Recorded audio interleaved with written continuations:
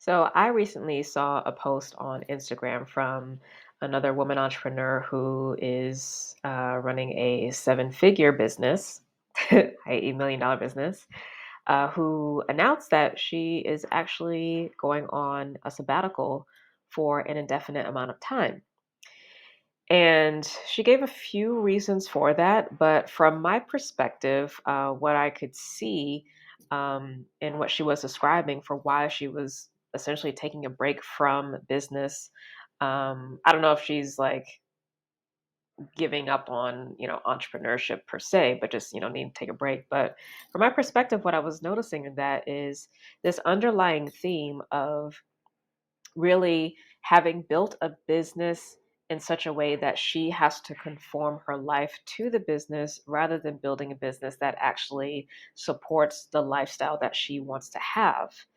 And I see this often, and it's something that even for myself, I've really been specifically focused on that from the beginning of starting my business, of operating it differently. And when I talk about the importance of having a sustainable business, sustainability, as this idea and concept, is not limited to being environmentally conscious and aware and responsible. It's not limited to um, having things in place to support recurring revenue, whether that's active recurring or passive or what have you. Those two things are very important, obviously, but it's not limited to that. It very much necessarily includes, in my opinion, something that is actually sustainable for you as a person, as the CEO who's leading it, and essentially like the one who protects the fire and the light and the vision, as well as just the business as a whole, and potentially any employees or contractors that you might have working with you. And that has to be in a way that works with you, works with your energy. And often I find with folks, um, they have a hard time prioritizing and centering their needs and how they naturally work and operate, and instead will take how they've shown up in previous jobs, whether corporate or retail or sales or whatever, and and because it's the only way they've known to work, they will take those systems and ways of being and superimpose that onto their own business, and then end up having the same experiences of being burned out, not feeling like you have time for family and vacation and taking care of yourself and all those kinds of things. um, but the thing is, as a CEO, as the owner of your business, and also just as a person, you're responsible for your life, you're responsible for your business. And so if you are choosing if you are choosing to enact operations for your business, enact workflows for your business, enact your marketing strategy, enact how you construct your services and deliver them, or construct your products and deliver them in such a way that dishonors and respects what you naturally have capacity for, you will have burnout. Like, it will happen. But again, as a CEO, as a business owner, you are the one who's responsible. You are the one who has the power to say, this is how things are going to be done because this is what works best for me, and force, right?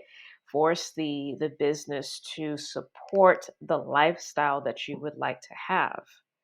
That's the beauty of being in a position where you have agency over your finances, over your economics, and running a business. You get to do that.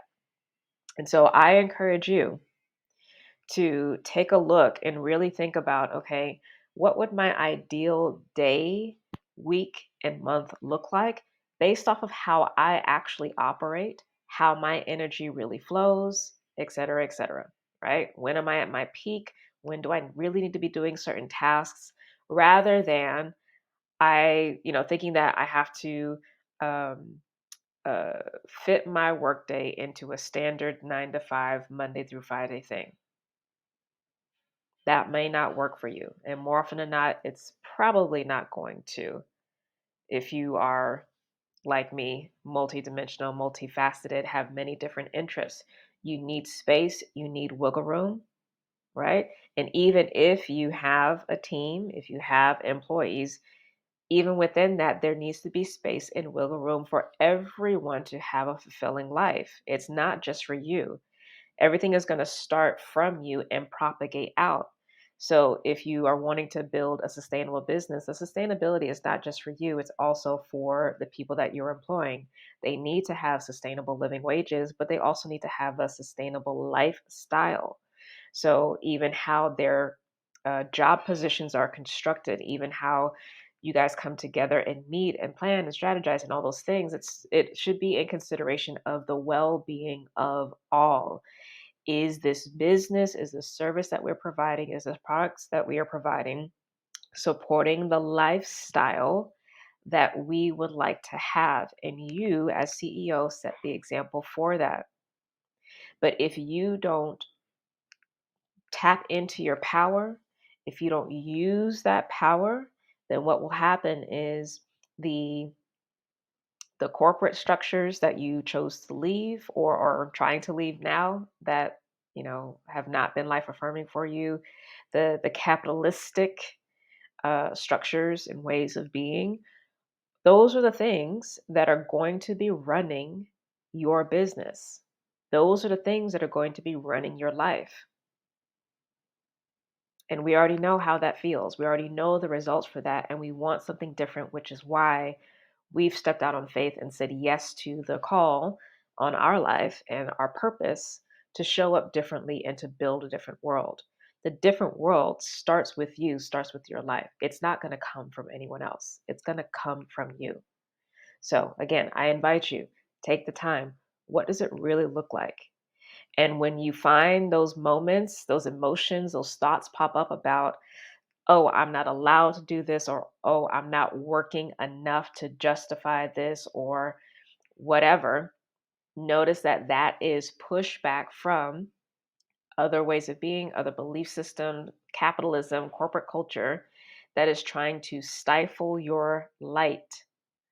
Your job is to advocate for you and to take responsibility for the places where you have power. And you have power to prevent burnout by relying on the wisdom of cycles.